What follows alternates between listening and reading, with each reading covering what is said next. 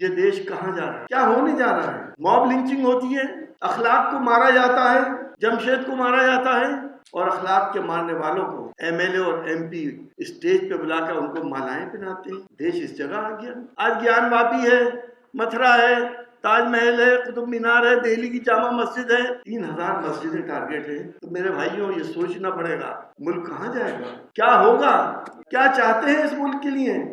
अपने मामूली मफाद के लिए हम देश बर्बाद कर रहे हैं। इंसान इंसान से डरेगा। तुम किन तहजीबों की बात कर रहे हो। हिंदुस्तान की सेकुलरिज्म की बात करते करते कम्युनलिज्म में पहुंच गए। इस देश के हिंदू मुसलमान को एक होना पड़ेगा।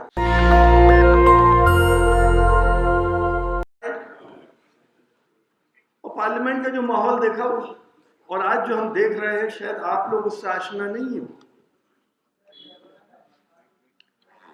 जो हालात हैं, जब जिस तरह के कानून बने, सीए आया हो, जो धर्म के आधार पर लोगों को डिफरेंशिएट कर दिया, उसमें 370 हटाई गई, 371 नहीं हटाई गई। कश्मीर में मैंने देखा कि वहां पे कितना डिससेटिस्फेक्शन है, वहां के लोग किस तरह से अपने जज्बात को दबाए बैठे हैं। क्या फायदा हुआ, हर दूसरे दिन आतंकवादी घटना हो जाती है। लेकिन एक मैसेज देना था। 3 तलाक का बिल आ गया। हिंदुस्तान ने क्या मैसेज किया कि 1000 साल पर 1450 साल से हिंदुस्तान के अंदर मस्जिदें भी हैं, अज़ानें भी हैं, नमाज भी है, सब कुछ है। उस पर ऑब्जेक्शन शुरू हो गए। मुसलमानों की आबादी कोई मामूली आबादी नहीं है हिंदुस्तान के अंदर। ना ही मुसलमान डरा हुआ है, मुसलमान फिक्रमंद है, अपने लिए भी और अपने देश के लिए भी फिक्रमंद है कि आखिर ये देश कहाँ जा रहा है, क्या होने जा रहा है। मॉब लिंचिंग होती है, अखलाक को मारा जाता है, जमशेद को मारा जाता है और अखलाक के मारने वालों को एमएलए और एमपी स्टेज पे बुलाकर उनको मालाएं पहनाते हैं। देश इस जगह आ गया। हम किस जगह आ गए जिस वक्त इनकी आज़ादी हुई थी। मैं जिस शहर से आता हूँ, मुरादाबाद के अंदर एक मंदिर है और मंदिर के नीचे एक तहखाना है। मेरे बुजुर्ग मुझे बताते हैं कि जब 1857 का गदर हुआ था, उस वक्त हिंदू मुसलमान उस मंदिर के तहखाने के अंदर पहुंच गए थे। अंग्रेज तलाश करते फिर रहे थे। एक तरफ मुसलमान नमाज पढ़ते थे, दूसरी तरफ हिंदू भाई पूजा करते थे। किसी का मंदिर खराब नहीं हुआ, किसी की नमाज खराब नहीं हुई। आज किस जगह पे आ गया 76 साल में, जहां मंदिर ना बने, यहाँ मस्जिद ना बने, यहाँ अजान ना हो, यहाँ नमाज ना हो। अरे सियासत ने ऊपर वाले को भी बांट दिया, अल्लाह और ईश्वर को भी बांट दिया। ये सियासत मजहबों का सहारा लेके अपनी मंजिलें तय कर रही है, जो देश के लिए बहुत खतरनाक है। जिस तरह से वोट पोलराइज किया जाता है, जिस तरह से हालात पैदा किए जा रहे हैं, शर्म तो शर्म, अब आंखों की शर्म भी बाकी नहीं रही। जिस तरह से अदालतें अपने फैसले सुना रही हैं,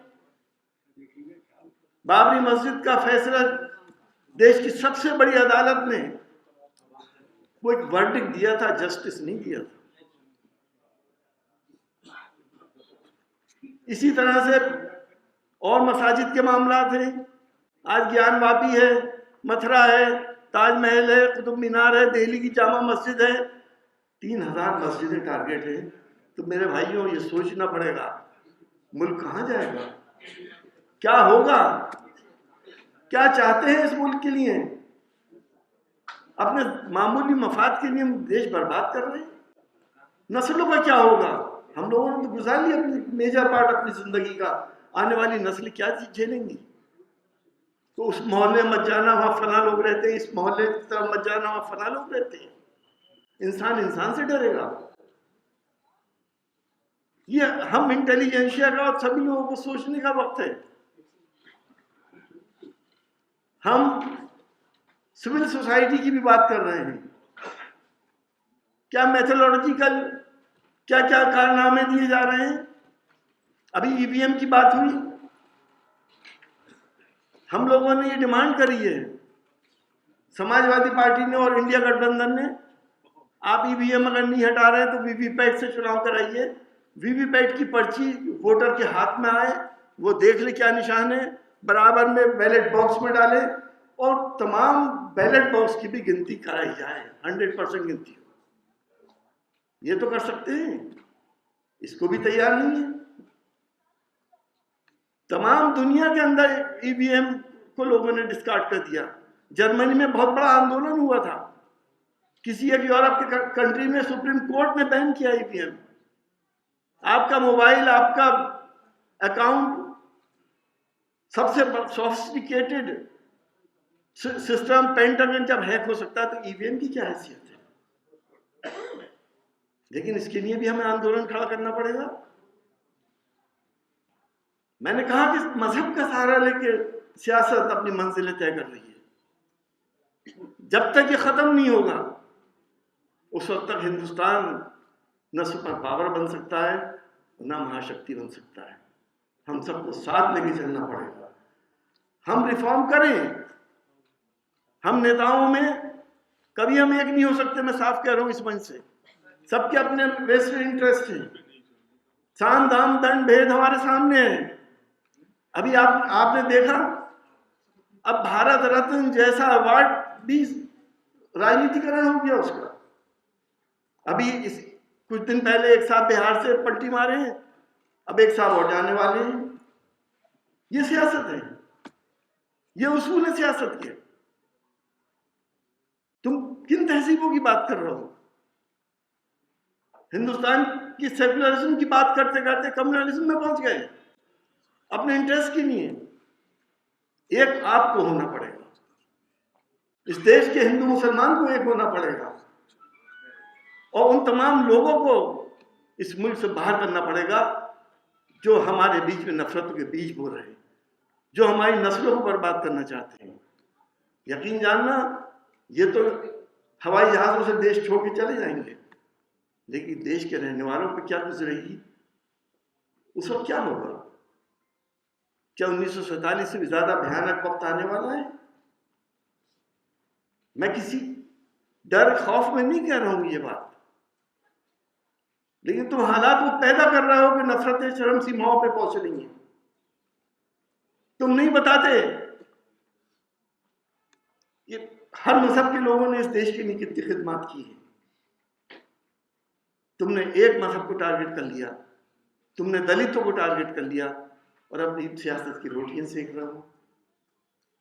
तो मैं तो आपसे यही कहना चाहूंगा कि जागरूकता होनी चाहिए और सिविल सोसाइटी को खड़ा होना पड़ेगा। हम लोग आपके साथ खड़े मिलेंगे, जो आइडियल पॉलिटिशियंस है वो आपके साथ खड़े मिलेंगे और हमें पूरी उम्मीद है उस पैदा करने वाले से कि इस देश का कोई बाल बाका नहीं कर सकता अगर हम सब लोग एक हो जाएंगे।